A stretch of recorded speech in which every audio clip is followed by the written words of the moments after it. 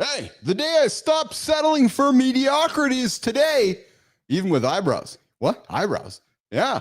Coming up this morning, Mornings Alive with Keith and Friends, an eyebrow experience this morning. Mornings Alive with Keith and Friends.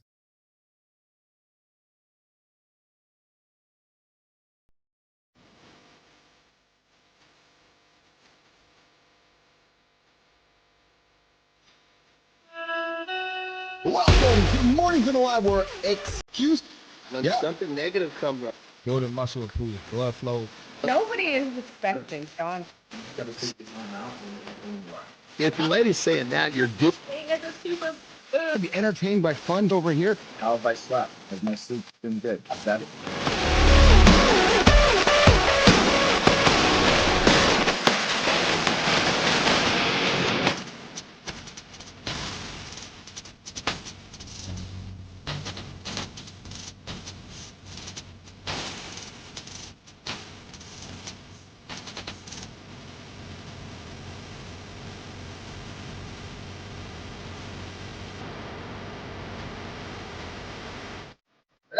There we go. What's going on, everybody? Good morning. Jimmy, we got the wrong one. There we go. We got producer Jimmy on the buttons, making sure I don't sound like there's three of me. One of me is enough on the Monday morning of the Morning Loop. Mornings at 11 with Keith and Friends. I'm your host. I'm Keith Bilous. Sitting over there is the young boy wonder himself, Christopher Martin. Coming up, I think he's getting older this week. We're going to talk about that coming up on the show here. We got Jon Andersen over here as well, the guy who picks heavy things up and puts them down. Of course, we got producer Jimmy on the buttons. Melissa behind the scenes, making sure we bring this show to life. This show full of eyebrows.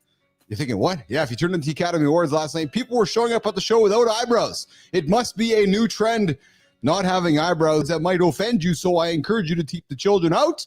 Put the headphones in, welcome them in, whatever you're going to do with the kids. Just know they might be offended by something we say this morning. Good morning, Clody. Oh, yes, the Faceless Chief is here. We are back out of here this morning, getting after here first thing this morning. We got a couple guests coming up. I had a big run this morning. I am sweating like a mofo. Look at me, just dripping with water. Jimmy, bring the boys up, man.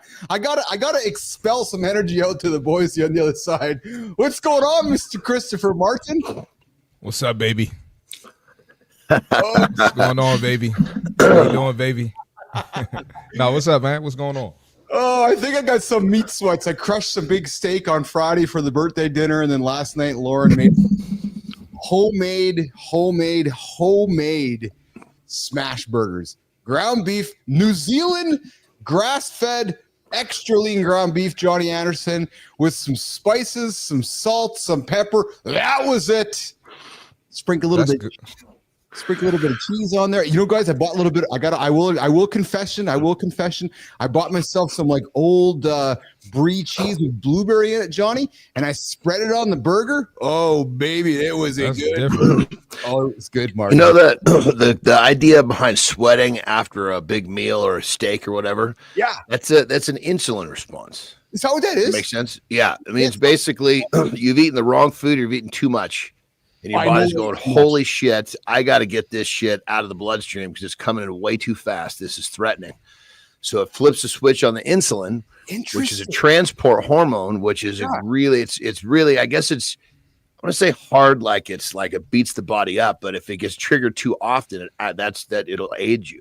But anyway, the sweating, that's from either overeating or eating, something really high on the glycemic index. Yeah, so I crushed myself a nice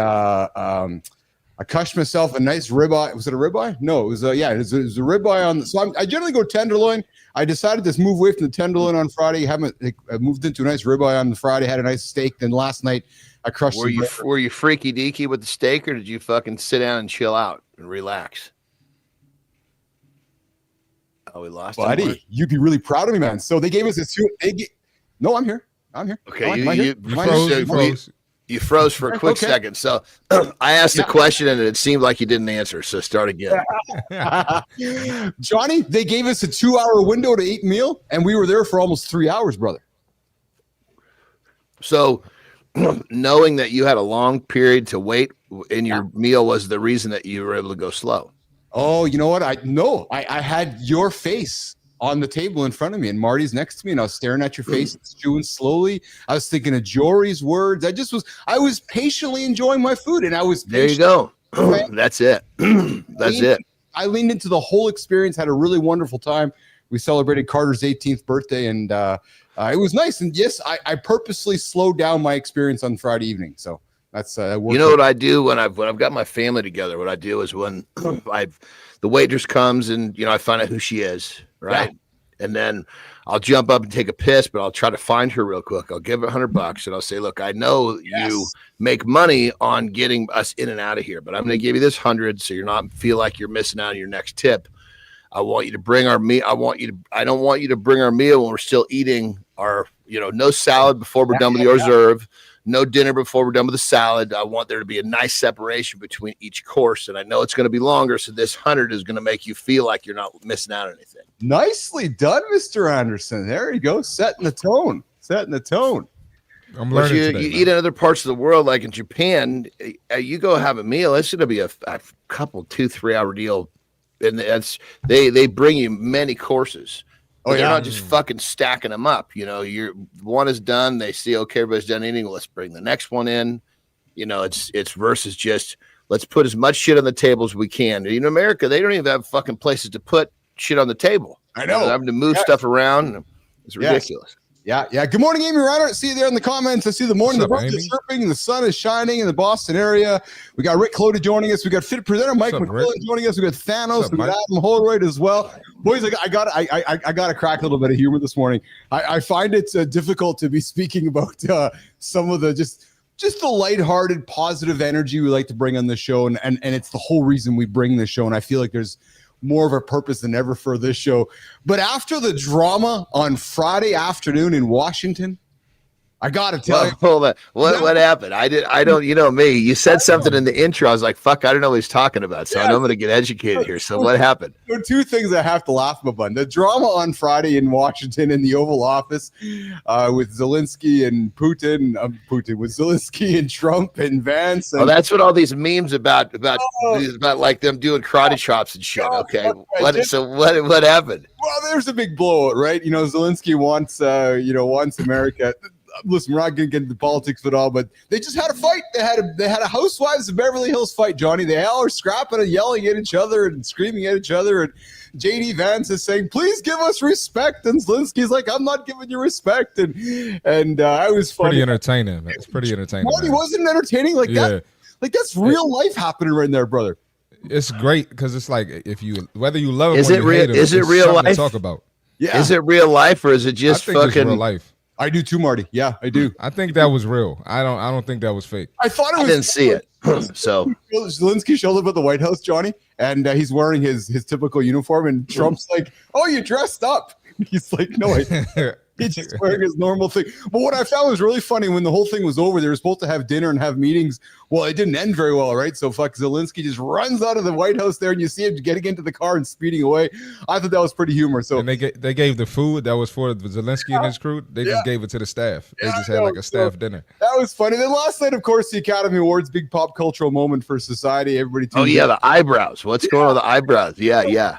So Miley Cyrus shows up at the Academy Awards last night without eyebrows. And like shaved off or like patched over, or what was it like bleached, like completely bleached. So she has. They were there. You just couldn't see them. She looks like Marilyn Manson, Johnny. She actually looks like Marilyn Manson. She looks kind of a freak, actually. So, and then there, of course, was a bunch of nude dresses and assless dresses, and I did not pay much attention. I just saw some of the headlines this morning about it, which I found somewhat humorous. And then of course, because we have a show for men. And Johnny, you'll appreciate this too. And I love this, what I'm going to talk about next. Saturday night, Toronto, Canada, one of the biggest heel turns ever in WWE wrestling. Took 30 years to build up to it, Johnny. Actually, close to 25 years. John Cena became heel. And I love it. Yeah, because what's great about that is that, and what I love about this, is what I love about wrestling and creative. Dude, he's been. That's like you'd almost think that he would have retired without that happening. I know, but Johnny, that's why it's so awesome. Oh, you got to do it. I mean, it's your. I mean, it would be like the most missed opportunity. The amount of merchandise that will be sold in that first week. Oh man, because they're making all of a sudden a shirt that's not all happy. It's like fuck you. Yes. Oh mercy. I saw a great interview this weekend with Paul Levesque, of course, Triple H. They're talking with the gang and how they all brought it together. And he's like, there's kind of like a once in a generational moment for this to happen. Yeah, Johnny, because you have a guy here who's essentially, vanilla,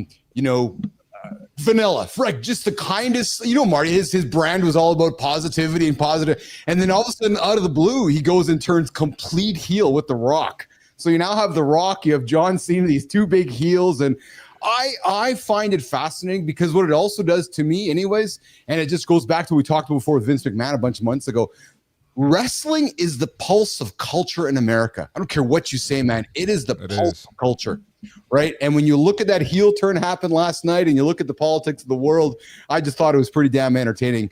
Good job on WWE. Well, and the thing you got to remember too, from a promotional standpoint, what they love about this is it's preying right on the brain of the human being, and the fact that they're going to pay attention to more of the shit talking than they are the positive. So it's like he was crushing it when he was working against human nature. Now, once human nature goes in his favor, oh fuck. Yes.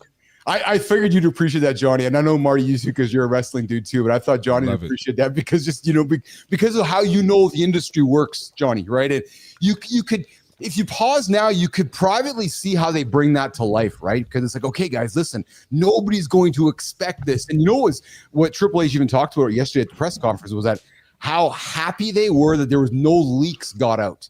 Like no leaks were revealed that this was going to be. Well, I guarantee what they did was, in that company, well, I mean, in general, in sports, it's called the brass ring. It's that top fucking guys that are so tight. Okay. And they're even really tight, even a lot of times with management. It's like almost like this crew of people is like they've earned anyway, what they did is they didn't let that information outside that brass ring. Of course, that makes sense. Yeah. Because as soon as the one wrong person fucking finds out, a guy that's not, because here's the thing.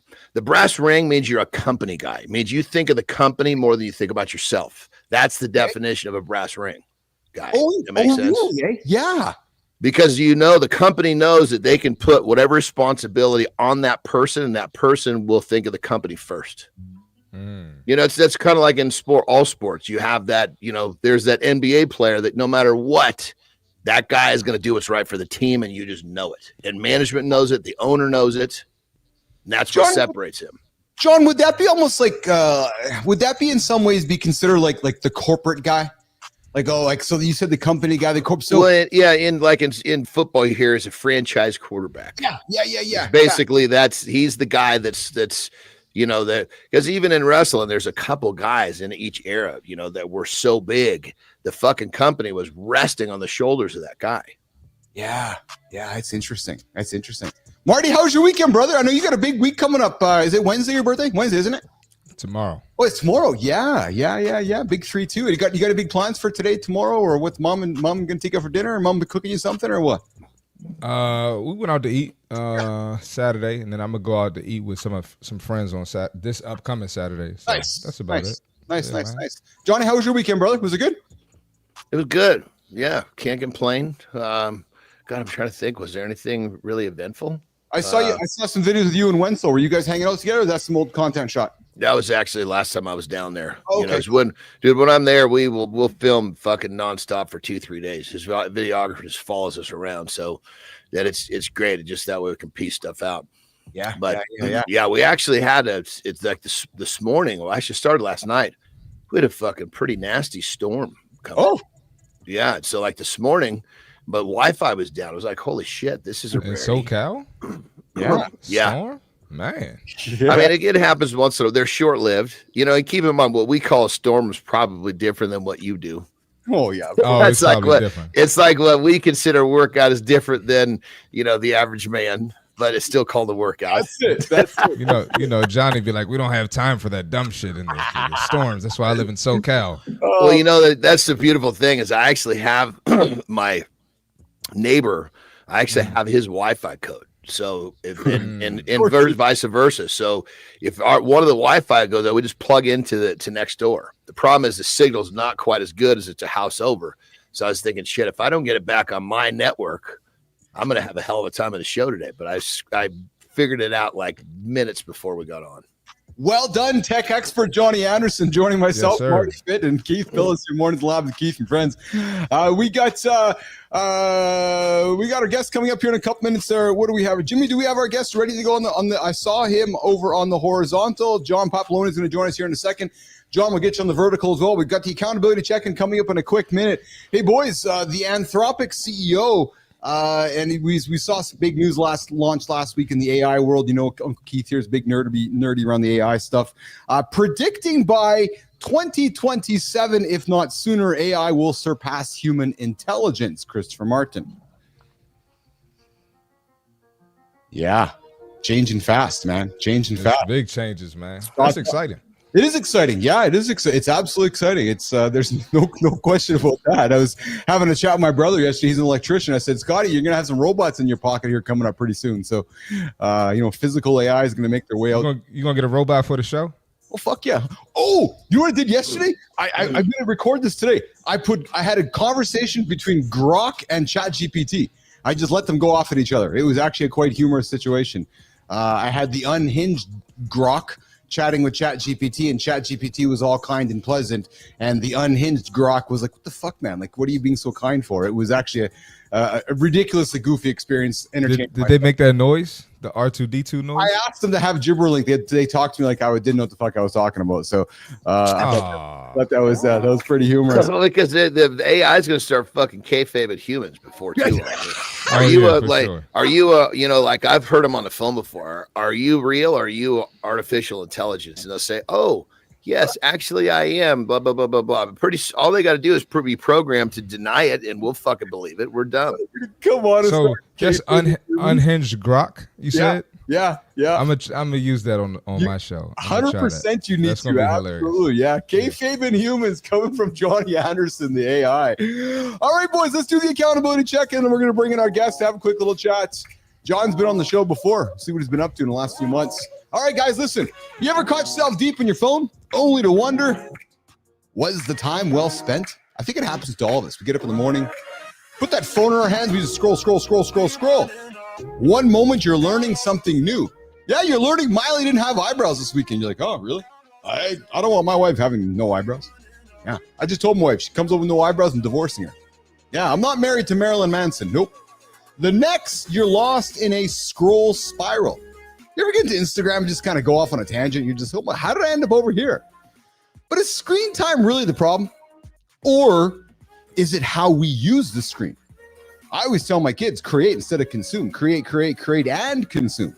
But listen, drafting your next big idea, that's momentum. Building something meaningful, that is progress, baby.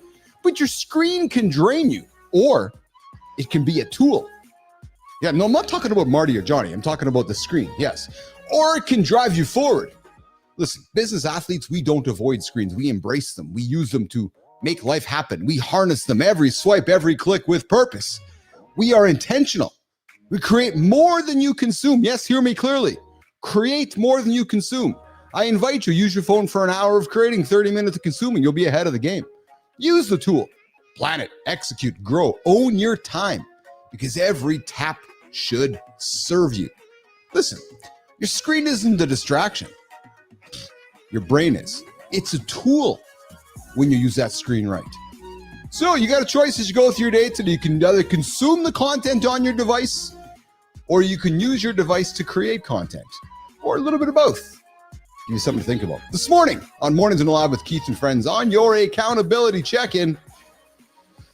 All right, Jimmy, I'm getting the intro ready for our guest. We've got a familiar face back in the lab today. This dude joined me in the early days of the show. Oh, baby. Last time he was here, he dropped gems on branding, business, and real estate. And today, this dude's back for more. He's back to the morning show, Mornings in the Lab with Keith and Friends, myself, Jon Andersen, CMartyFit, producer Jimmy, Melissa in the back there. John's been an entrepreneur since 15 years old, building, selling, reinventing himself along the way. And when life threw him a curveball, he pivoted. proving that adaptability is the real key to success. Now he's the CEO of Click One Media, a real estate and mortgage expert, and the host of the John Papaloni Show. I think he's coming from Toronto, where he helps businesses stand out and scale up. He doesn't wait for opportunities, he creates it. Let's get into it. John, welcome back to Mornings in the Live with Keith and friends. Good to see you, my brother. Absolute pleasure. Thanks for having me. Yes. Pleasure, man. Yeah. What's up, John? How are you, brother? Like your name. Good, man. Thank you. Great name. John, you hung out with me and Nicole a number of months ago when I first started. Exactly, Marty. Yeah, I'm glad you dropped it, brother. Yeah, exactly. I'm with you, man. Yeah, we got no time for John's here this morning on the show. Yeah. Papaloni joined me and Nicole early back in the early days of this program I started. And now he's Nicole back. Must be like something before I'm even aware of what was going on here. Yeah, John. You weren't here yet. We didn't care about you yet. So shit. You didn't know about my existence yet. Was the problem? I wasn't even in my world at that point. Yeah, I hadn't even met the John there. But Papaloni, where are you joining us from, pal? You joining us from Toronto? I am from Toronto, Ontario. Actually, I'm in Burlington, which is just west of Toronto, but it's still part of the same GTA. All right. Well, listen, we always like to ask us a question of somebody. I'm going to throw this question over to your namesake this morning. It's a pretty important question there, Papaloni, that I'm not sure if you are ready for it. You know, you're probably, if we would have told you in advance, you probably wouldn't have slept last night. So pretty big question. So I'm going to throw it over to Anderson. He's going to throw it to you and we're going to see how you respond to it. You ready, Papaloni? Let's get her going. All right, Anderson, get after it, brother. It's all yours. All right, my brother. So don't brace yourself because this may be something that's hard to answer. But some people it is, some people it's not. So it's really kind of an opinion-based deal. All right. You ready? Let's go. What is your morning routine? Oh, that's easy. I have a. I was expecting something. I was just making it because everybody says, Keith pitches it out and says, "What's your morning routine?" I was just having a little fun with the question. That's all. Yeah. That's awesome. Yeah, I usually. Hi, Marty of John. He's like, oh, that's it. Oh man, John was nervous. He was like, "What are they asking me?" I know. It's like, tell me about it. I knew my man to be. I knew with a name like that, he was going to be steadfast. He was going to be fine. You know. Yeah. No, my morning routine is very simple. I usually wake up between 5 and 6, and usually I start off with learning and in the morning. Like I start off by reading, watching. Nice. If I'm not reading, I'm watching some sort of tutorial or something so I can feed the mind. And I usually do that with my morning coffee and a bagel. Even though the bagel is not really great for me, I still do it anyways because I enjoy it. And then usually, I wrap it up. If you had hard-boiled egg before that bagel, the bagel would do half the damage. That's probably true. Yeah. So, yeah. And then so then at that point in time, I start my day by 9. Oh, nice. So I like the learning part, brother. What do you read? That's good stuff. Yeah. Oh, I usually like to read different things. Either it's biography of somebody that interests me, learn what they learned and how they did it. If it's not a biography, it's some form of a small business book or some form of a business book, a marketing book. Love it. Something like along those lines. I'm into productivity and personal branding. Dude, that's the same stuff. I'm always interested if I'm learning about how somebody else did it, because there's so many ways to skin a cat. We take little bites of everybody. Yeah, exactly. Good shit, brother. Good shit. Thank you. Hey, John, so you've built multiple businesses. You've pivoted industries. You've reinvented yourself, like myself, like Marty, like Jon Andersen. John, from your experience and just your journey through life, what's the biggest trap that keeps entrepreneurs stuck in mediocrity? I'm probably going to say something that's not conventional, because usually people have some sort of technical thing or something like that. And it's one of those things, getting stuck and doing something because you're used to doing it. And just because, like, take real estate, from your intro, I actually dropped my real estate license. I'm no longer licensed. And that was one of those things that I was miserable doing it, but it paid. And it paid really, really well. And it was one of those things, there's always one more deal, until one day I decided, you know what, dude. Enough is enough, right? And so that I've been there, brother. I've been there. That could be a bad loop, man. Yeah. And it's hard to walk away. when you're earning, right? But then at what point in time do you realize you have one life, and life is about living and not about just going after one more deal that you don't actually even care if you do it? That took courage to make that decision, though, Papaloni. So let's stay here for a second, brother. So, you're cashing the checks, you're selling product, and things are happening, but you're unhappy. You're waking up, you're miserable. But yet the check's coming in. But yet somewhere in your journey, and I'm a big fan of Marty's heard me say this, for the moment behind the moment. Like, was there a morning where you're like, that's it, fuck it, I'm done? Or like, how did you tell us how you arrived at that decision where you said, I'm done with being mediocre? That's a courageous decision, brother. Mm-hmm. Oh yeah, absolutely. Like for me, it was easy. I mean, 2024, I had a couple of bad outcomes, and then a third bad outcome, and I turned around and said, okay, I was trying to quit this since 2021. Why am I still doing this? But I said, okay, you know what? I'll just recoup my losses and then I'll quit, because, usually the excuse to keep going. Then one day I ended up in the hospital. Now, routine surgery, it was nothing big, nothing major. But, the doctors have to bring down the possibilities. One of them is, when we put you under, you might not wake up. And I thought about that.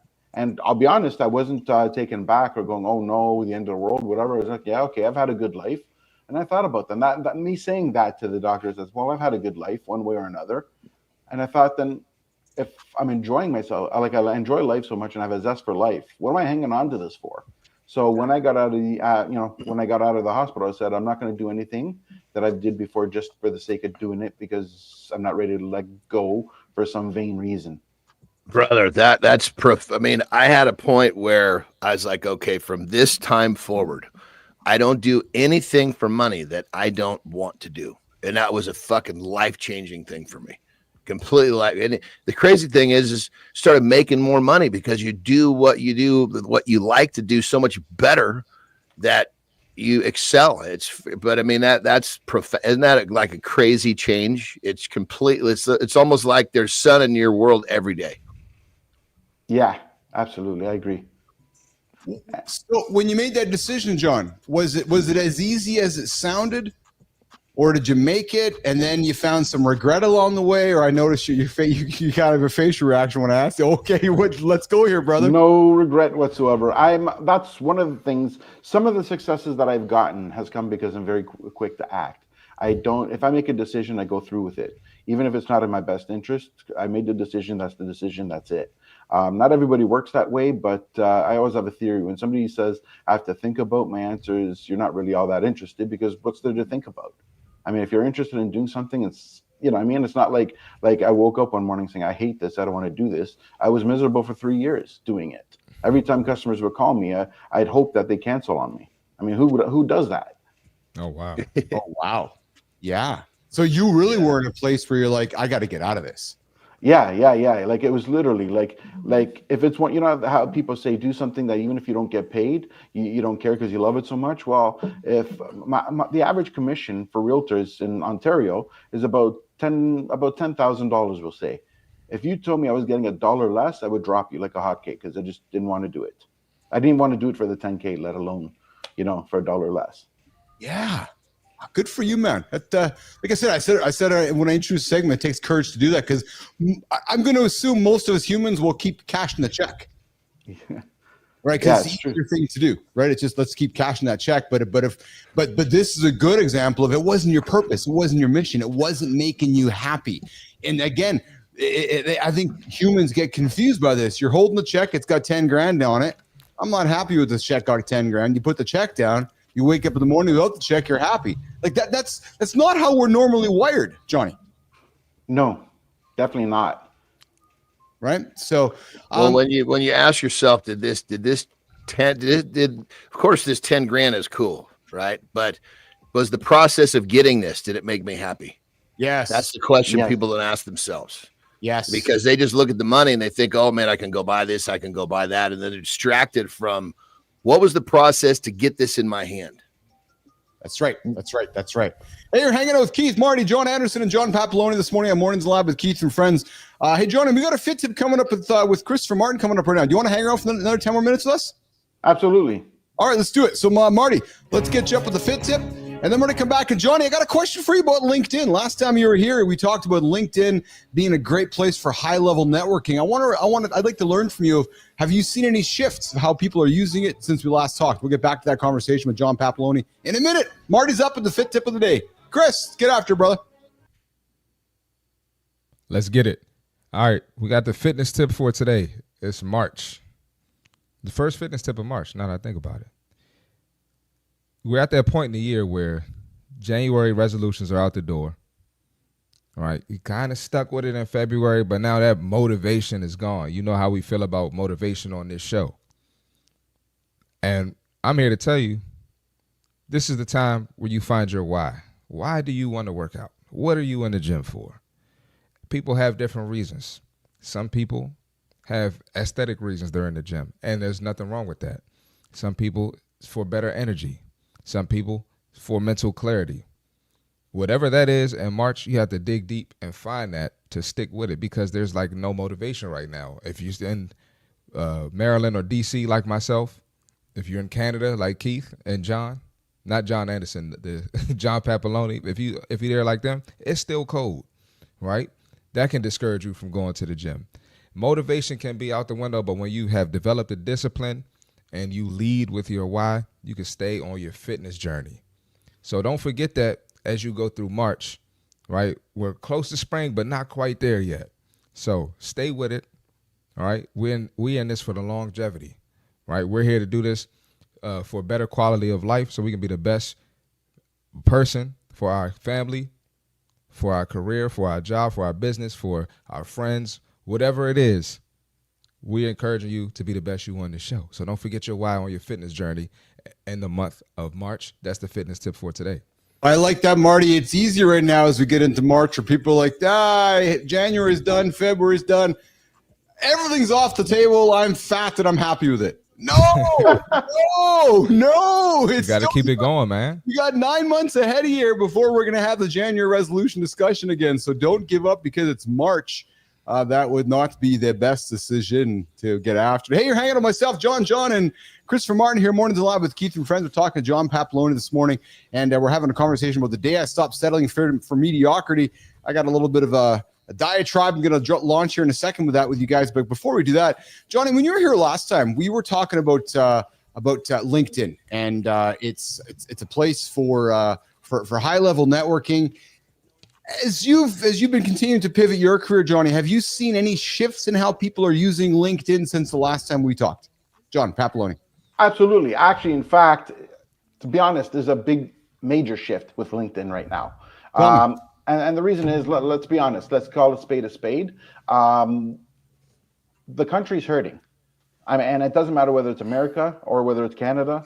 Right now, people are going through a lot of tough times. There's a lot of layoffs, a lot of shifts in the economy. And where that's relevant to where I'm going to is that the widespread reach that you used to have with LinkedIn or tried to get is not as prevalent, because now it's sort of like the job, like the employers are not really on there as much as they used to be.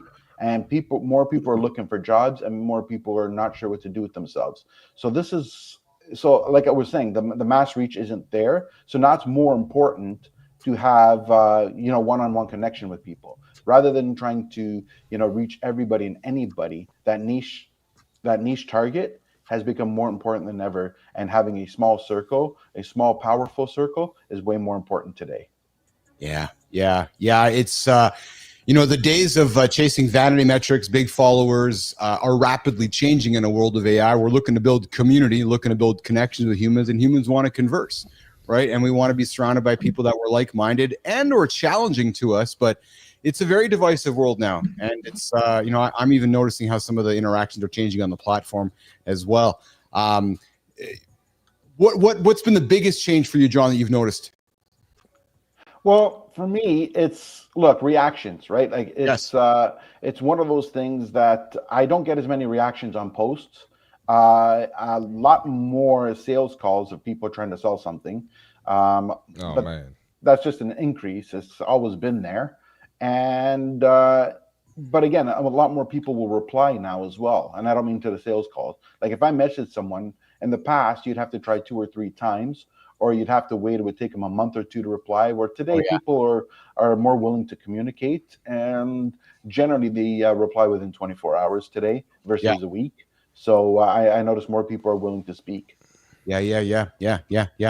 Hey, we're talking about the day we stopped settling for mediocrity. John Papaloni shared a story with us a few moments ago how he's like, hey, I'm done with real estate.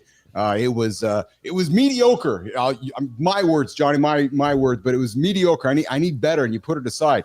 You know, Jon Andersen has gone through many different moments in his life when he's changed careers. Marty's gone through many different moments when he's changed careers and so forth, and not settling for mediocrity. I want to take a couple minutes to share something that I went through, guys, where, and Marty, I've told you this story before, but I want to take you back to a moment in my life, a day that changed everything.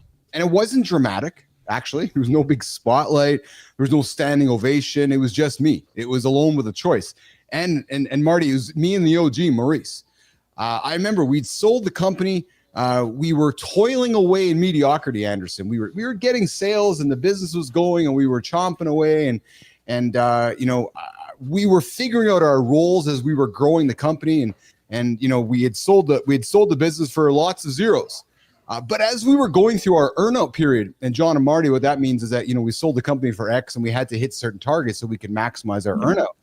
Well, as we were going through it, I noticed that I was falling into a state of mediocrity, showing up, and we were getting results, and we were getting results with largely not even trying. It was happening, right? But I remember the day that Maurice said to me, he's like, Keith, if we just want to have mediocre results, then we can keep doing what we're doing, or it's maybe time to put the foot down and get it to another level. And I'll never forget that conversation with him. But he's like, dude, if we want to hit our goals, that $50 million pot, we're going to have to change some things. And it was a real eye opener for me. It was that moment of, because I'd become efficient, but not excellent. I was busy, but not fulfilled. Papaloni, same thing, right? Cashing those real estate checks, but you weren't being fulfilled, right? And I was existing, but not thriving. But then one day, boys, I looked in the mirror and asked myself a question. And I said to myself, after Maurice asked me the question myself, is this the best I got? I remember I was 39 years old. And I was like, no, actually. And I started kind of leaning into this idea of Jon Andersen about not wanting to live a life of regret. And I'm like, okay, I got one chance to go and cash this big check. And I can either be mediocre and not cash all of it, or I could put the pedal to the metal and go after it. And I did. And that moment in my mind, it changed everything. And it was that moment where good enough wasn't good enough for tomorrow. I had to find a way to find another gear tomorrow. And it's funny because last week we had Sergey Brin from Google say that, hey guys, if we really want to hit some big goals, we got to stop putting 40 hours a week, and we got to start putting 60 hour plus week, putting 60 plus hours a weekend. And what I found struck by that is that most humans, in my experience anyways, are satisfied with their 30, 40, 50 hours, and they wonder why they're not getting. That's why we're programmed that way. That's why. Exactly, John, right? So when I realized that in order for me to achieve what I dreamed of achieving and what nobody else thought I could achieve, I had to find another gear. And it was not accepting mediocrity. And I'll never forget that moment, boys, because from that meeting on, I was like, okay, I hear you loud and clear, Maurice. I literally, Jon Andersen, I took my to-do list and I fucking threw it in the garbage. And I said, okay, the most important thing for me to go do is drive revenue, find revenue. That's all I did. Is for the next 3 years, I went and found revenue, because that to me had the most impact on moving from mediocre to excellence. And from that decision on, we went and sold the thing for $50 million and maxed out. But I had to have that aha moment. I had to have that kick in the ass kind of thing where I was finding myself satisfied or complacent with mediocrity because it was good enough, guys. You know what I'm getting at, Anderson, Marty? Yeah, I mean, Yeah. The thing I remind myself is that if I'm not taking big fucking risks, A, I'm not going to be happy, and B, I'm not going to progress the way I want to. Now, am I going to fail? Hell yeah. But I am confident enough to know that I will stand the fuck up and try again. And it's a pretty easy fucking formula when you know you have the confidence, you got the balls to stand up one more time than you fell down, because that's all it takes. Yes. Yes. And, Go ahead, Mike. I was gonna say it takes a lot of balls. One for Maurice to tell you about yourself. Like, hey, brother, you got to step it up. Yes. And it takes balls to accept that and actually implement it. So that's big. A lot of people struggle with that. It's interesting to hear you say it, Marty, right? Because it's one thing for a friend, just like you've with me a couple times. You've sent me a text, say, "Come on, man." I'm like, right. And what I appreciate that is that in our relationship, you're managing up to me, and I mean that with love and respect, right? You're like, dude, like you come on, man, chop, like right. And I find often in our experiences with humans, and Papaloni, I look at you for this one, it's hard to manage up to somebody who might be a peer or might be somebody who's older. Right. So to not only call somebody out, but then to hear them and recognize it. Oh, right. Because Marty's called me out before. And I was like, fuck yeah, you're right. Right. But it makes me better. But it takes balls to not only call somebody out, but it takes balls to accept that somebody's calling you out too. Papaloni. Well, that's what I was going to say. Like, I don't think it's hard to accept if you truly want progress, because at the end of the day, if you want to just listen to yourself all day and talk to yourself, then just go in front of a mirror and talk to yourself. The reality is it's not going to change anything. I mean, just because you told yourself something, if you were right all along, you would have had different results to begin with. So you have to be willing to accept new ideas. And I want to touch upon the what you said about, or John said about, being programmed, and that's the way we were programmed. Yes. And the reality is that we use buzzwords all the time. So many people sit there and say, I have to get uncomfortable to be or be comfortable with being uncomfortable and all that. But right now, that's usually a buzzword, because people say that, and then they go back to their morning coffee at 7:45 a.m. without any change. Right. And it's like, then it's always tomorrow. In January, I'm going to start my new thing. Why do you need to wait for January to start your new routine? Yes. Right? Like, you have to forget being comfortable. Realize that being programmed is your excuse to allow yourself to keep doing, mediocre things. Forget the programming and consciously make a choice and commit. There's a big difference between knowing what to do and having the nuts to do it. Oh, yeah. Isn't that true? Yeah. Well, I'd rather do something 10 different ways or do 10 different things and do 9 of them wrong to find the one thing, than to just keep sitting around doing the same old thing that is somewhat there. Yes. Well, and I think of my brother Marty, right? I'll never forget the story he's told me since day one, when he was going through his career from a D1 athlete, being a trainer, heading to LA during the COVID situation, and comes back. He's like, well, fuck, I got to figure shit out, right? And you ask yourself, how do you stop settling? You got to raise your standards. Right? Maurice challenged me. Marty looked in the mirror and challenged himself. You got to find the right people. Right. And that's one thing about the show. When I was sick 2 weeks ago, the right people who were around me, John and Marty, which helped me get through it. Right. You got to find the right, and you got to take ownership of it. Clody comes in. Froze. I think everybody's here, but there he goes. Oh, you're back. Froze again, Keith. Yeah. What Clody say? Clody says that finding another gear is available to all of us, but we must want that extra gear, right? And Marty, when you went through your time in life, you're like, okay, I want this extra gear, which means I'm putting in extra hours at night, which means I'm studying at night, which means I'm doing all the things that others don't want to do, right? You had to want it to get there, Marty. Yeah, absolutely. Go ahead, John. Go ahead. Yeah, I was going to add one more thing, right? Because you said raise your standards, and I actually had a little bit of a different belief that I didn't get to, create this quote that I'm going to make, but I mean, I do believe in it. It's like, too many times we're trying to raise our standards. How about we raise the floor? Because we can raise our standards, but when we allow ourselves to drop, we're back into the same old floor we never wanted to be in. But if we raise the floor, we'll never get to the low we were at before. Because our new standards are a good flip of the script. Yeah. Good flip of the script, brother. Yeah, absolutely. And then we have Clody coming in. We must believe that what that extra gear will help us achieve is achievable. Great goals scare us up a little bit, but also excites us. And that's the whole idea of having a great goal.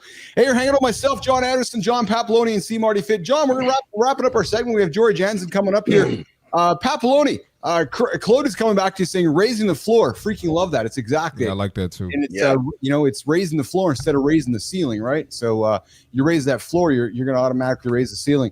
Papaloni, how can folks find you? How can folks connect with you? And where can any great human being tuning into the show right now get more information and connect further with John Papaloni? Absolutely. Like, you can find me on LinkedIn, which is just by my name, John Papaloni, or Instagram, same name, Facebook, or you can reach out to me through my website at clickonemedia.com. Awesome. John, thanks for joining us again, brother. Listen, the last time you were here, it was a little different energy. You're leaving the show this time with even more different energy. Thoughts, perspective, different show, isn't it? Oh, yeah, man. I love it. I love the changes. I love the addition, and it's very interactive. I mean, this is great. I mean, I love the format, and keep improving, keep going. Awesome. I appreciate that. We appreciate Thank you. brother. We appreciate Absolutely you. appreciate it. Thank you so much. All right, we're going to walk past. All right, John. Marty, I saw your comment. We're going to turn it into some content for sure, 100%. Yes, sir. Absolutely. All right, let's get Andersen up there. We're going to come back with Jory Jansen. Guys, I want to talk quiche. I want to talk quiche when we get back with Jory. She's like, what? Quiche? Yeah, quiche. Johnny, you're up, brother. You lose 20 pounds, but you look in the mirror and you still look like shit. If this is a problem you've had, here is why you're having it. Because you're subscribing to the wrong methodology to get what you want. When you lose 20 pounds and you're starving yourself, you're tired all the time, your quality of life goes to hell in a handbag, your body's burning up muscle and fat at the same time. So you just look like a 20-pound, smaller, shitty version of yourself. Your shape didn't change. You're just a 20-pound less. Whatever shape you have that you don't like, that thing's not changing. What you got to do is you got to understand that you've got to feed the body. You're going to feed the metabolism, which is then going to allow your body to retain and or possibly build muscle, depending on your source of exercise. But more importantly, when you're eating, you got to eat the right foods. You can't do this with McDonald's. When you're eating the right foods, you're feeding your metabolism, which gives you more energy, gives you more focus. You'll sleep better, and your body will reduce body fat. Now, when you lose 20 pounds, you've lost 20 pounds of fat, and your shape will drastically change. So when you lose 20 pounds, if you look in the mirror and you're still pissed because you still look like shit, it's because you're doing it all wrong. Get rid of the old calorie restriction methodology and realize that times have changed. And yes, you can eat. Yes, you can feel good. Yes, you can sleep better. Yes, you can have more focus. And yes, you can get a better physique by eating more often. Just got to be eating the right foods. Rock and roll. Eat the right foods, nation. Nutrient dense. One ingredient. Eat it. Single ingredient. That's right. You probably can't eat it. What's that? Probably can't. I bet you a human just could not eat enough single ingredient foods. Could they? Well, I mean, when it comes down to it, if you're eating single ingredient foods, you have a lot more to eat than when you're eating processed foods. And the difference is the single ingredient foods are bringing in tons of micronutrients, which is the currency of the body, versus a bunch of empty calories, which is just a bunch of fucking trouble for the body. So it's like two different games that the body's playing, if you will. Yes. What's going on, Jory Jansen? Good to see you this morning. I was thinking about you this morning. Yeah, I'm hopping on, and I have no idea what we're talking about. I know. I love it. I thought to myself this morning, I had my run and I had my topic. I was like, no, we're going to play a little game with Jory here this morning and just going to throw it on the table and have an on-the-fly conversation after I revisit my dinner with you on Friday. Not with you, but I had my dinner on Friday at 5 to 9. I crushed a big steak. I was slow with eating. Jory, they gave us 2 hours to eat the window there, but we actually stuck around for close to 3 hours. I was slow and patient. I chewed my food. I thought about my 3 friends as I was chewing, Jory, John, and Marty holding me accountable. And I actually took food home to eat on Saturday. Wow. Yeah. Hey, how about that? Wow. You know, in a timeline like that, you would literally could eat some of your food and then wait and eat a little bit more right before you leave. Yes. Yes, I know. I was so full though that I grabbed it at home and I took it home and I finished a little bit of it on Saturday. What's up, Jory? Hey, it's been a while. It has. I love the fact that you're taking, and hopefully it really creeps me out when I had a client years ago and they said, I just picture your eyes on my fridge, and so every time I go to my fridge, I see your eyes looking at me. I'm like, that's a little too far. So hopefully you didn't have us sitting at your family dinner with you. I was mindful of you guys, though. I had the ghosts of Jory, Johnny, and Marty sitting next to me. Like, all right. I was very mindful. I had my wife staring at me as I was chewing. I'm like, okay, I'm gonna be mindful of this whole situation here today and enjoy my experience. But Jory, I thought we could talk quiche today. Oh, okay. Yeah, I love quiche. I love quiche. So what is quiche? Here, I know somebody named Keisha. That's it.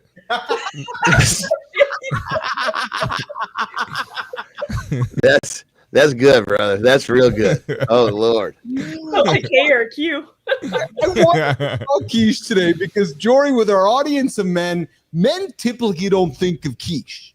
I don't think men most naturally think of quiche. We probably think of quiche as more, and I'm just going to say it, more of a feminine type brunch food that the wives have or the moms have, or that's such that right there is such horseshit. That I don't if the dude thinks that, he's got to fucking put himself in check. I don't disagree with you. I'm just sharing a stereotype that perhaps. Yeah, no, I know we're on the same page. I'm just sharing the fact that if you're thinking that, you need to fucking put yourself in check. If you like fucking quiche, eat the quiche. Well, which is why I want to talk about it because. Well, do you like eggs?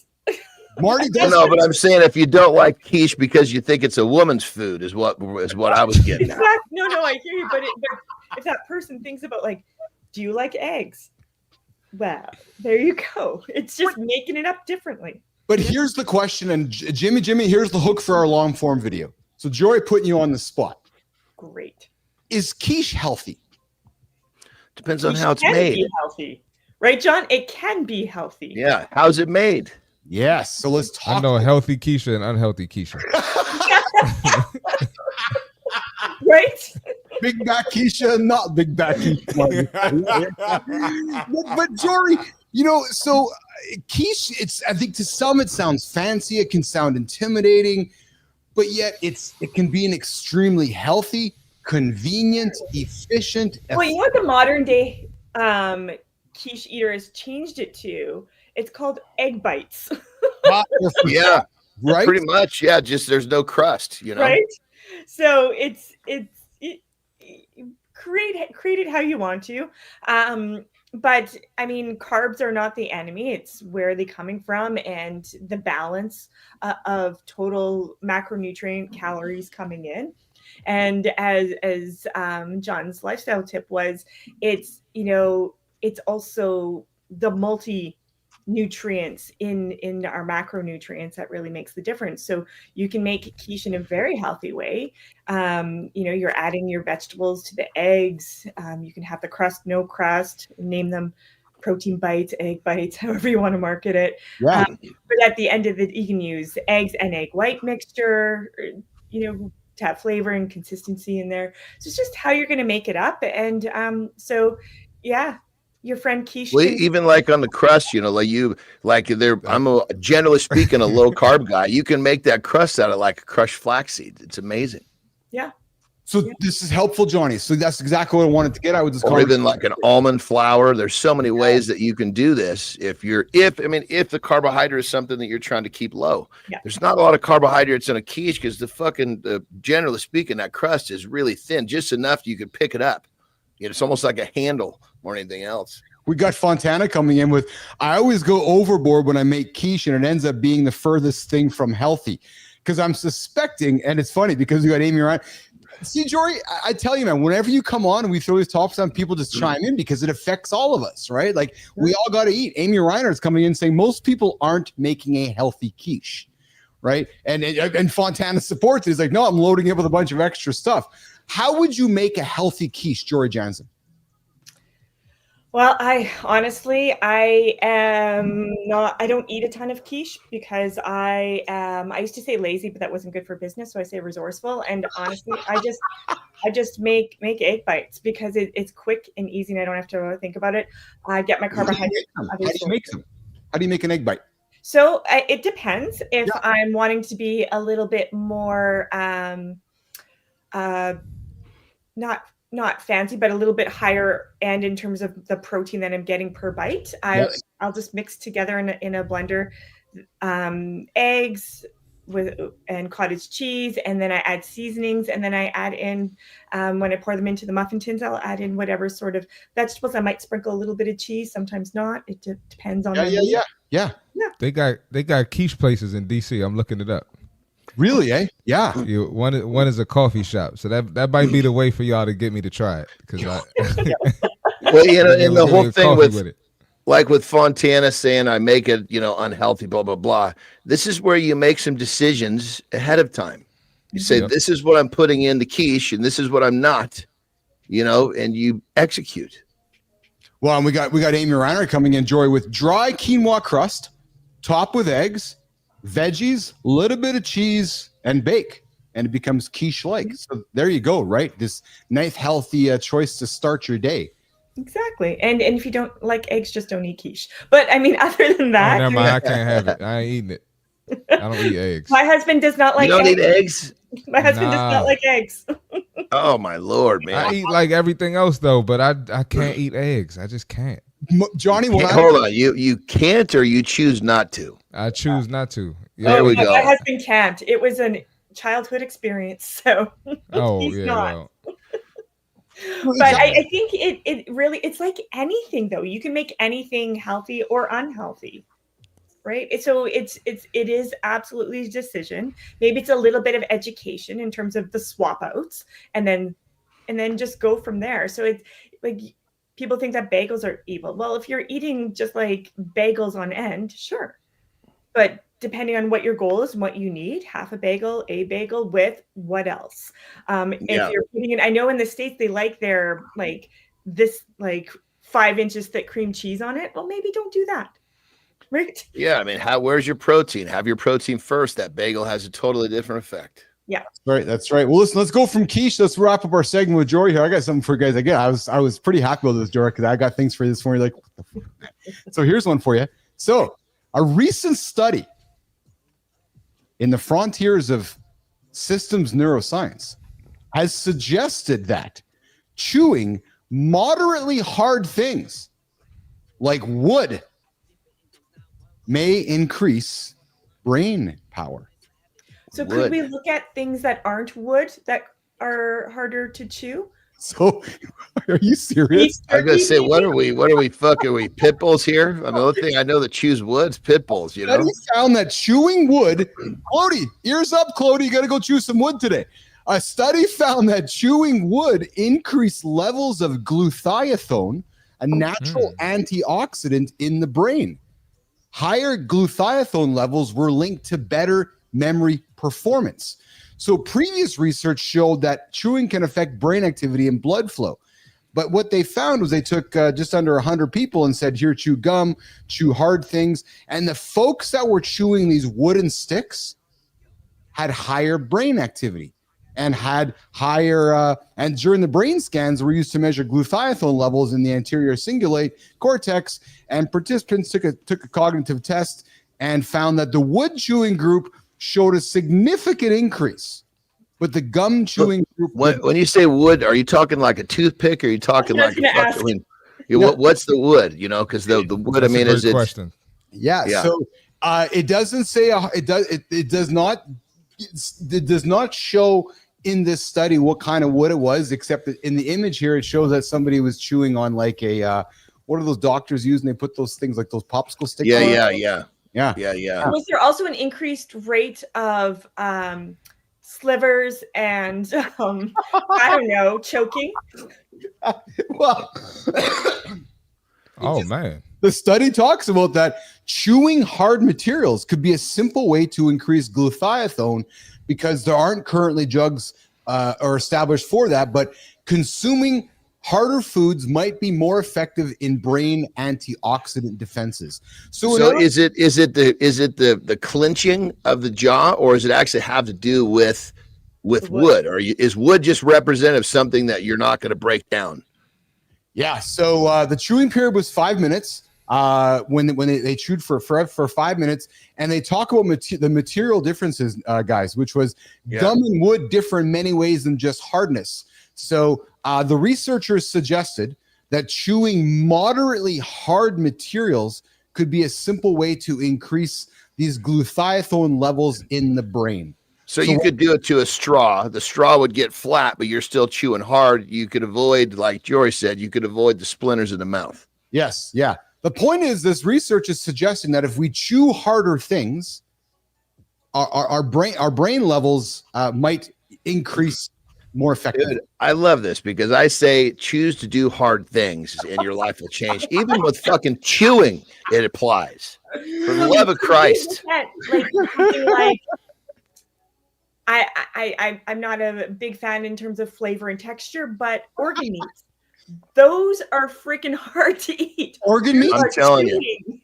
Yeah, I mean, we're big. I mean, I love tongue and I love heart is a little bit of tougher to get down, but yeah, those seriously, there's some delicacies in other parts of the world. It's true. It's true. Yeah. No, I mean, if you've had like my little girls, right? When we would make tongue, I got a buddy of mine who was like a true like knew he was from Mexico, so he understood how to do it. I mean, we would make tongue, and my little girls would just fucking chew this stuff down. They were mowing down chicken hearts, they were mowing down all sorts of shit because we exposed it to them, and we exposed it to them as not something that was nasty. There you go. We got I was exposed to liver and it wasn't expressed as being nasty. I still found it nasty. You eat liver, Jory? Liver's a hard one for me too, Jory. Only way I can do liver is if it's uncooked. It's got to be raw, and I just let it slither it right down the throat because then I'm not dealing with texture. Yeah. No, we got. I'm gonna stick with chicken, steak, and shrimp. Yeah, exactly. We got Clody coming in with this show never disappoints me, man. I need to get some hardwood to chew on. Yes, you got me on this one for sure. He's coming in with my new motto is chew harder. Yeah. That's Jory chewing away. So there you go, guys. We're always dropping nuggets on the show. You gotta be chewing wood. Is it good for the teeth though? You know? Oh. Hey, I'm just the conduit of conversation. I'm just the messenger. I find the topics. I throw them out there for you guys to grab. Can you send that to me so we can continue this on Wednesday? Absolutely. And we got Lauren's like Jon Andersen's killing us all today. Yes, I think he is killing us all today. And hold on, why am I killing everybody today? Oh, you just drop nuggets, Anderson. You're always dropping nuggets of gold, brother. Always nuggets of gold. Tongue nuggets. All right. Okay, good. When I was a killing, I was like, hopefully there's a positive connotation to that. Oh no, it's always good. Because I was a little zippy this morning. You know, I was a little punchy. It's like, fuck, maybe I'm letting that shit slip out here on the show. Oh, it's you know? Good, man. Yeah. I guess we need to talk about in the future organs. What kind of organs we all can be chewing on. I don't like organs for the most part. I don't like liver. I don't like chicken neck. I don't like heart. I don't like it. Jory, you into that stuff? I'm not. My mom grew up on stuff like that. Yeah, mine too. Oh. But it wasn't brought into like my growing up. Well, I feel like Clody grew up with that too. Yeah. There is the best down San Felipe. It's right downtown, close to our house in Mexico. There's the best taco shop. Yeah. Amazing flavored tacos, but it's basically the sign is cabeza, which is head. Only thing they're putting in those tacos is meat that comes off the head. So good. Oh, unbelievable flavor. Like you can't even do like I didn't realize what it was. Why I was like, God damn it, this thing is good. Then I paid a little closer attention. I'm like, holy shit, this is only coming off the skull. Marty, I'm not touching that one, brother. I'm good, man. I'm good. Listen, you guys, you just keep limited in your limited beliefs, and you'll never. At the end of the day, you gotta be open to new shit. Keith, you know how John always tell us, me and you pay attention to dumb shit? Yes. Well, eating meat off a skull is dumb shit to me. Love you, Johnny. We went from quiche to organs, and we got Clody going in. And now for the giblet portion of the show, throw that up, and my parents cooked it up. Exactly. All right, Jory, we're gonna let you get out of here. Oh, real quick, Johnny. Yeah. If you had to recommend one of those for someone like myself that's creeped out, which one would you recommend for me? What's the easiest one to have? To try, like in terms of one of these crazy things we're talking about? Yeah, what's the easiest one to try? Yeah, I would say, honestly, what's going to taste the best is probably going to be that head taco. I mean, it's a taco, so it's kind of disguised. If you didn't know what it was, you would take a bite like, holy shit, that's good. I mean, it's really rich, flavorful meat. But obviously, if you knew what it was going into it. So the question is, like with my little girls, first time I gave them chicken hearts, they didn't know what they were. They're like, boy, these are good. You know, at the end of the meal, I told them, and they had a different perspective on it. You know, but at that point, they'd already realized they liked it. Why do I believe that Jon Andersen has tried every single possible food that one human could eat? Why do I believe he's tried it? Marty, Jory, do you not believe that? Do you believe the same thing? I believe it. I do too. I think, John, you could be on those shows where you have to like eat things to be able to move on in Fear the factor. show. Yeah, right? You know, I've actually thought about that because if I get myself really hungry, that fucking freaky deaky brain part of my brain comes out. Yes. It'd be amazing what I could eat if I get that freaky deaky. Yeah, I think I'd be eating it and throwing up at the same time. Johnny, have you ate insects before? Have I? Well, yes, but I would say the easiest way to take it down. I've had cricket protein powder. Yeah, so I've had cricket protein powder as well. Yeah. But in terms of going and like seeing the legs, I almost did once. I was in Huntsville, Alabama. Yeah. And I was having dessert pizza, and I was about to bite into something I thought was just chocolate chips, and it was a roach. So I almost ate a roach. Oh. Anderson, have you crushed any insects in your life? I mean, I've just for kind of like shock effect, you know, I'll take a fucking grasshopper and just eat him down if he's sitting on my shoulder, you know. My dog does that. Are you serious? Fresh ones only. Yeah. I mean, granted, he's chewy, you know, excuse me, I should say he's crunchy, but you want to give him a couple of cracks but you try not to squeeze those guts out. You don't like the guts coming out. First of all, I ain't never had a grasshopper on my shoulder, just casually chilling. Like, yeah, let me take a bite out of this. No, you never. I mean, you got to remember, I grew up in the country. You know, I grew up on a farm, so we were dealing with all sorts of shit. Fuck, I used to go like, this is actually the universe was looking after me on this one. Fuck, so I can't read worth shit, but I found this fucking book about mushrooms, right? And I love mushrooms. So I looked at all the pictures and realized what was poisonous, what was not, went into our back fucking woods with a goddamn frying pan and some butter, picked a bunch of fucking mushrooms, made a fire, cooked them and ate them. I came back, told my mom, and she was like shitting in her pants thinking I was going to like run it, something's going to seize up my throat. But that's the kind of environment I grew up in for a handful of years when I was young, Mark. Ooh, so grasshopper is just kind of part of the equation, you know? So where Keith and Jory lives, we sometimes will have grasshopper infestations. Jory, this summer when I invite you for a walk, sometime we'll go for a walk around the neighborhood. You, me, Lauren, whatever. We'll look at the grasshoppers. We will never look at them the same. One's gonna land on me. You're gonna look at me. You're gonna say, "Are you gonna eat it?" I'm gonna like, "I'm not eating this thing." I'm like, save it for Fred. Fred's my dog. He loves them. Well, see, the thing that the best way to do it is just to kind of just quietly go forth with it, and then the people around you are like, I don't even know what did he just eat a grasshopper? I don't even know what to say. We need a Johnny food segment. I think so. Where he just tells stories about all the food he ate. I think we're going to send food to John. He can eat it on the air with us. Our own Fear Factor with Jon Andersen, George. We can do that too. Keith and Marty. All right, George, we kept you overtime today. I started the topic with here was my plan. I had my run this morning. Okay, I found this conversation on quiche. I'm like, I'm going to surprise Jory with quiche today. And then I found the conversation about chewing wood. Little did I think we'd be talking about insects by the end of it. So thanks for joining the show with us here today. Just think about this, right? We can have like a quiche with a wood crust and some insects in it. It could be the ultimate quiche. George Jansen. I mean, how environmentally great is that, right? We're just using our resources. Yes. Yeah. I mean, if we were somehow stuck in the woods, we'd be eating all sorts of crazy shit. This is true. And Lauren's right. Remember when cricket protein supplements were a thing? Because Jory, you're right. Remember there was a thing where all of a sudden we were all going to be buying protein powder made by crickets there. I saw the process, how they make that protein powder. It's pretty gross. I never fell victim to that fucking shit. Jesus Christ. What is wrong? They have fucking cricket protein. Cricket protein. If you're gonna have a fucking protein powder, have something that matters. You know. I think they only got that in Canada. I ain't never seen that in the United States. Jesus Christ. John's like, just go eat the full cricket. Why do you gotta crush it into powder? Just go eat the cricket, man. Just go eat. Oh no, I think it's better as a powder.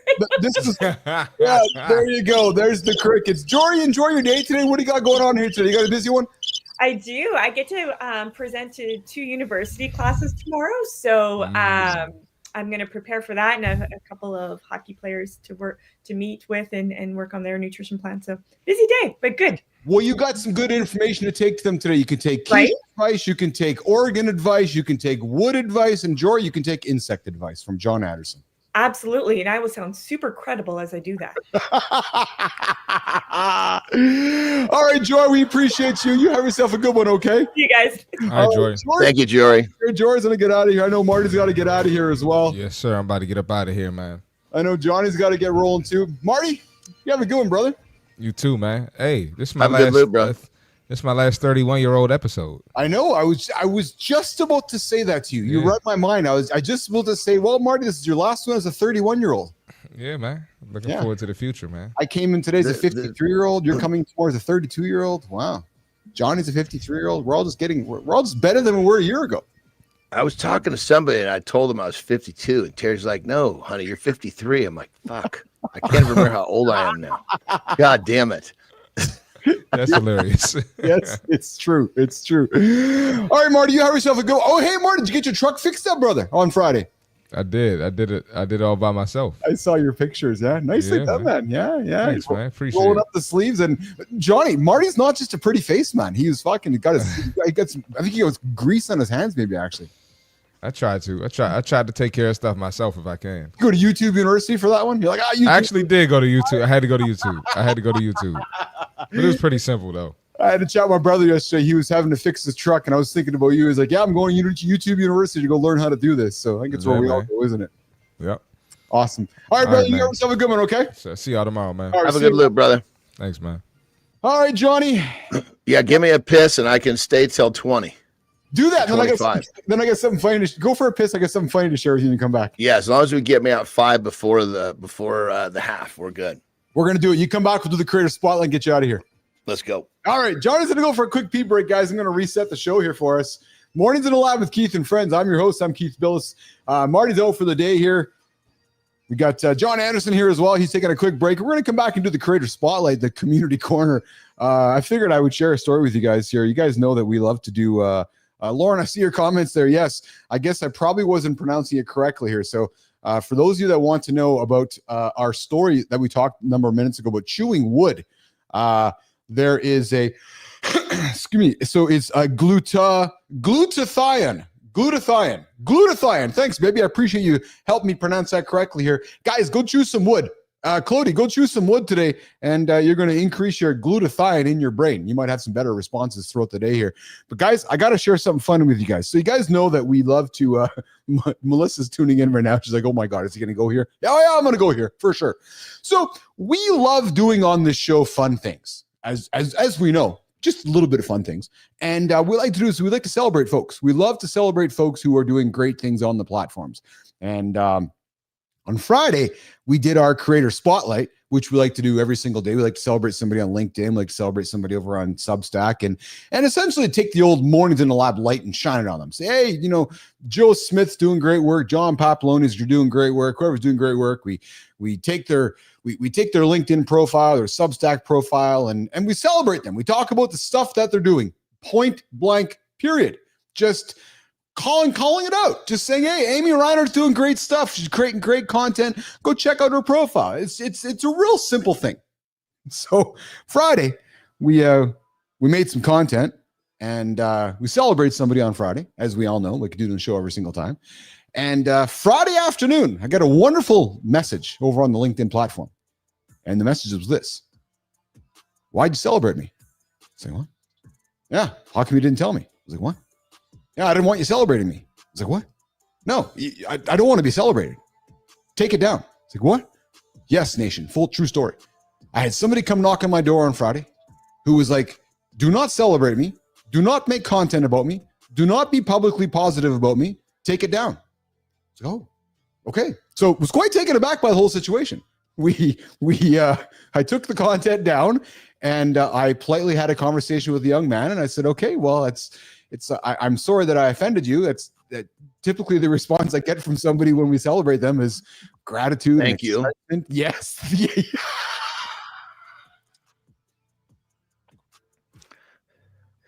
I mean, let's just keep it basic. Just keep it basic, you know? Right. I open up my platform, Johnny. Big fucking story. Why'd you celebrate me? Basically ripped a strip off me. I was like, oh, okay. And I responded basically saying, well, typically folks have responded with gratitude and happiness for being celebrated. Typically folks haven't given me shit for celebrating them. So yeah, Johnny, there was no gratitude. It was just basically, don't celebrate me, take it down. And then once I took it down, he sends me a message later saying, can we collaborate together sometime? What? Jesus Christ. You know what that is? That's just one of those moments where, and we've all had them. So I'm assuming I'm going to cut this dude some slack. You know, you have one of those moments where no matter what happens, you're going to respond negatively. You're trying to get out of that spot. And it could be like someone hands you, $1,000. Don't fucking pity me, You know what I mean? It's like, no matter what happens, I do, like there are times with Terry, as couples, you got to start to recognize the times, and there are times where, and I'll kind of play with it. Like when we were house shopping in Big Bear, I was like pointing out some place. What do you like about this? And I'm like, okay, she's already said she likes this one. So I know that. Yes. And I pointed out again in one of those moves. No, I don't like that. Yeah. But it was she was just in one of those little places where she was trying to get her head straight, Absolutely. All right, Jimmy, me and Johnny here. Let's do this one with us right now. Let's do this one. So today's creator spotlight on LinkedIn is about someone who doesn't wait for permission, doesn't follow trends. She creates her own path. This person grew up learning that if she wanted to make something happen, she had to figure it out herself. I love that, Johnny, right? Because you're the same way. She learned that if she wanted to make something happen, she had to figure it out herself, right? And I'm going to suspect, Johnny, she did shit that others didn't want to do or wouldn't do, right? And it's that mindset that shaped everything for this human being. She didn't wait to be invited into the future of tech. She grabbed the front row seat and started creating it. Her journey started in music and fashion, took her across Europe, and eventually landed her in New York City, where she spent 30 years in the modeling world. But staying in one lane was not her style. No, reinvention, adaptation, and leadership became her signature moves. Then, 2017, one conversation about blockchain changed everything for her. The light bulbs went off. She saw the power of crypto, NFTs, and decentralization before most people even knew what they were. And from that moment, she was all in.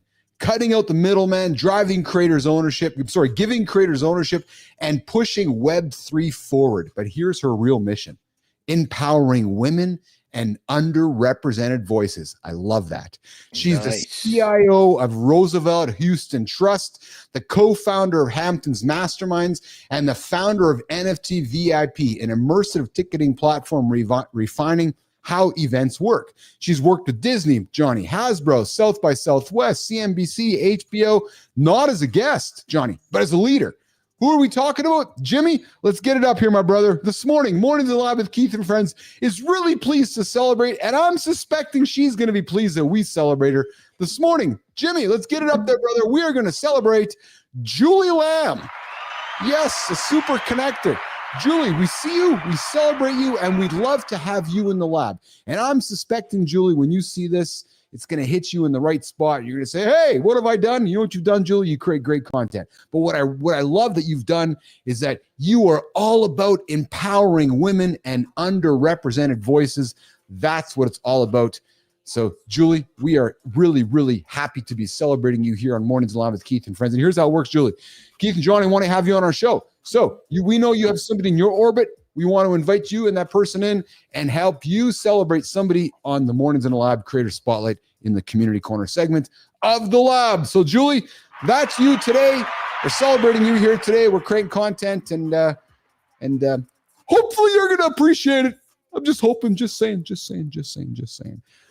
So there we go. Johnny, what do you got going on today, brother? Oh, I got a good day. I'm getting my training in. Gonna film a little content this morning. Got a couple of client calls. Then Tara and I are actually gonna go. She's actually feeling well to go out to the gym, so we're gonna go to the gym. Yeah, that'll be fun. Yeah. I can tell you're feeling better. So I can tell. Here's observation from me to you. So I know that Terry was not feeling very well. She wasn't sleeping. And that was kind of roughly fed a little bit. She had that surgery. You had dinner over the weekend with your doctor friend. I could tell today you come into the lab. You got a different vibe here today. You got a different energy here today. I can sense it from you, brother. I'm right, ain't I? Yeah, I mean, it's sometimes you don't even know. You actually asked what happened over the weekend. We had a great dinner party. Shit, what was I thinking about? Jesus Christ, yeah. Because you had your doctor friend over. Yeah. It was a lot of fun. And he had two of his kids. He's got I can't remember how old the boy was, but really fucking smart. Like we played 3 games of chess and he won one of them. Yeah. How old is he? Oh, fuck. Elementary school for sure. Oh. I mean, young. I was thinking to myself, I'm just going to be kind of moving pieces around because I didn't want to just whoop him. You know what I mean? And so the first game, he fucking puts me in a checkmate. I'm like, holy shit, I wasn't paying close enough attention.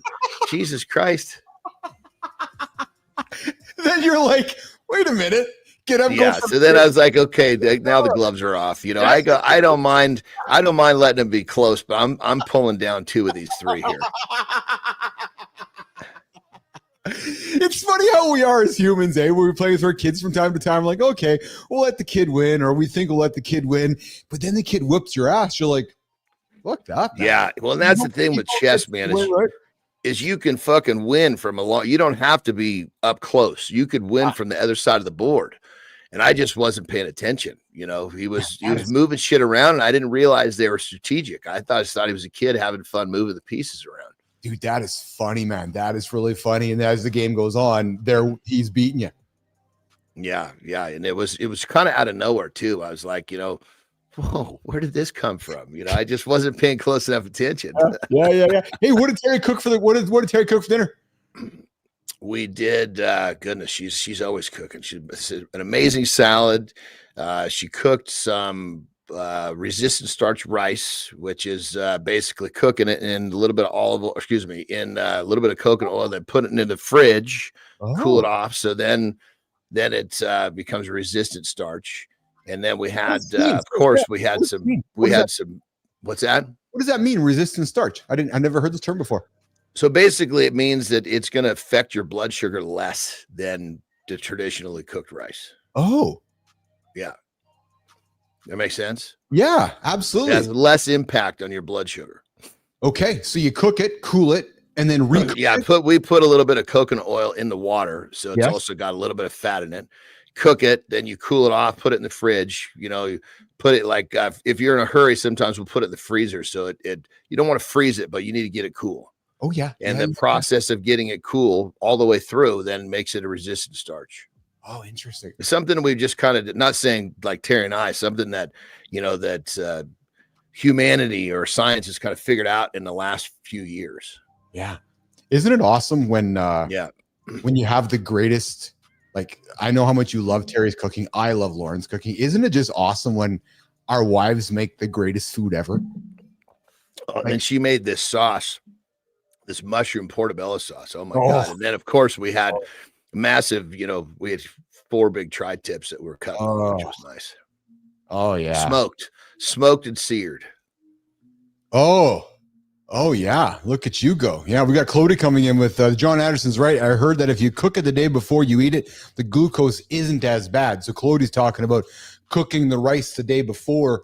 Is that the same theory? What's the idea before it's cooling, but you got to get it to work well. You got to get it in the refrigerator. Is that the same thing about overnight oats, Johnny? Is that the same kind of theory behind that? I'm not actually sure on that because I've never been an oatmeal guy. Oatmeal doesn't digest well for me. Yes, you've told me that. Yeah. Yeah, you want me farting a lot? Give me some oatmeal. Yeah. I suspect I have the same challenge with oatmeal, but I love it, so I keep crushing it, and then I just deal with my gut inflammation. I like my oatmeal, man. I'm a big fan of it. So, but yeah, it definitely causes the gastronomical situation happening there. So, all right, pal. Well, listen, I'm gonna let you get out of here. I know you got a busy day ahead of you here. I'm gonna wrap up with Jimmy here. We're gonna do one more Curtis Spotlight and get out of here for the day. We'll get back at it tomorrow morning, 24 hours later. Have a good loop, my brother. All right, bro. You take care of yourself. Johnny's going to get out of here. We're going to reset for the final segments. The final segment, Cody. I see you there, Amy. We'll celebrate you again. Oh, yeah. Take the $1,000 too. Yeah, you and me both. Oh, yeah, baby. All right. We got a creator spotlight coming up. Substack one. I know who this dude is. This guy makes great content, man. Great content. Big fan. Listen. Most people, they see a fast-growing startup and they think, wow, they figured it all out. Yeah, right. But here's the thing. The real growth, it's not magic. No, it's methodical. And the people who truly understand it, they don't just watch. They break it down. They analyze it, and they turn it into a repeatable system. You heard me, a repeatable system. They ask the right questions. They reverse engineer success. They pull back the curtain on what actually works. For the last 8 years, this creator has been uncovering the hidden mechanics behind today's top startups. Not just the headlines, the real growth engines, the sales funnels, the scalable strategies that take a company from 0 to 7 figures and beyond. This guy, his Substack, Growth, is where founders go to cut through the noise and learn what actually works so they can apply it themselves. So Reiner, Clody, Scott Benzie, I invite you guys to check out this fellow over on the Substack. Today, Jimmy, we are excited. Get my long pauses going in here, the long dramatic pauses. Today, this morning on Morning Lab with Keith and Friends, we are excited to celebrate Jimmy, Andreas Just. We celebrate you, Andreas. Andreas isn't just analyzing from the sidelines. He's built MVPs, tested business models, and created revenue-driving funnels firsthand. Now, this dude's helping others do the same. True story. I see how he's doing it. If you want to grow your business smarter, his newsletter is a must-read. Andreas, your work's a game changer, my friend. For founders looking to scale the right way, keep breaking it down and showing the world how growth really works. I read his Substack. I love his content. He's got great insights, great content that will help you build your business. So I invite you, Business Athlete Nation, to check out Andreas Just, his Substack. It's called Growth. And you're going to learn a few things from Andreas if you subscribe to his Substack. And hey, you heard about our conversation last week. People with facial hair get more attention. So Andreas, keep that facial hair happening, brother. And here's how it works. We want to have you on the show. We want to have you celebrate somebody who we know you think is doing great things. We like to pass you over the Mornings in the Lab Creator Spotlight. Spotlight. We crank it up with this sound effect, and then we shine it on somebody who you believe deserves to be celebrated here on the show. So that's how it works. Andreas, the invite's open for you, brother. You come hang out with us and join our show and join the conversation so we can celebrate somebody in your world on the Mornings in the Lab Creator Spotlight with myself, producer Jimmy, Jon Andersen, CMartyFit, and the gang here every single day, 8 o'clock Eastern time, over on LinkedIn, YouTube, X, and of course, we throw stuff up on Substack as well along the way. Okay, wow. Yeah, show's over. Just like that. 90 minutes in the bag. I gotta tell you guys, man, it's funny because when I put these things together, there's some days like always stress coming in, going, oh my God, we're going to talk about how's it going to go. And then next thing you know, 90 minutes have happened. Like, wow, 90 minutes is done. Laughter, quiche discussions, chewing on wood, eating crickets, eating liver, celebrating people that don't want to be celebrated. There's never a shortage of things to talk about here on this show. And as Clody says, you never know what we're going to talk about. Sometimes we talk about Bonnie Blue. Sometimes we talk about the best position, if you might be a Pisces or an Aries. Last week we learned it's the wheelbarrow. You're like, what? Yeah, go tune into Friday's episode. Because if you are a Pisces or an Aries born this month, you might want to try the wheelbarrow with your partner. Yeah. Don't ask. Just go listen to the show. True story. And hey, if you haven't subscribed, I invite you to subscribe to the channel. Mornings Live with Keith and Friends. Add it to your feed. We drop content throughout the day. Okay, Jimmy, we're going to roll, man. We're going to get out of here. We'll see you guys back here tomorrow, 8 o'clock Eastern time. I wonder what's going to happen in the world of craziness today that we can laugh about tomorrow. People might not have eyebrows tomorrow. Maybe have some little geopolitical crazy shit to talk about. One thing you'll always get here on this show is positive affirmations, positive content that we hope helps you get through the day. Because you know what, guys? There's enough bullshit out there. So our goal here is to do things a little differently. So tomorrow we are going to talk about the triple threat. Yeah, the triple threat for men. And that is fitness, focus, and friendship. The triple threat for men's wellness. That's the conversation coming up tomorrow. And yes, Rick Clody, thanks for the great laughing start to my day. Week, man, lifted my spirits. Good job, Rick. Then, hey, we're doing our job, man. That's what I get out of bed for, is to help others lift their spirits up. So even if there's days that my spirits aren't up, you guys help me get my spirits up as well. So it's a mutual effect. But Jimmy, should we play this one out, Jim? How about this one here? I love this one. The bagpipes, the sound of the bagpipes. Hey, Jimmy, I was playing with Suno yesterday, making music for us so we can have a new opener. Dude, Clody, I'm like an artist. I was making music last night. We're going to start teasing some new openers, just some stuff that I'm making here, AI sound effects. Oh, it's some good stuff, man. Good. I invite you to check out Suno, S-U-N-O. Make your own music, commercial stuff. It's all good. All right, Jim, let's get out of here, brother. Let's get out of here. I'm going to walk us out with the Highland Pipes. You know where to find us, guys. Right here, 8 o'clock Eastern time tomorrow. LinkedIn, X, YouTube. Mornings Live with Keith and Friends. The only morning show, man, to get your ass out of bed. Don't hit the snooze button. You're 9 minutes behind if you do so. If you do it all year, you're 2.5 days behind the guy who doesn't. Okay, on behalf of Jimmy, Marty, myself, Jory, we're going to get out of here. We'll see you guys tomorrow. Let's go, Jimmy.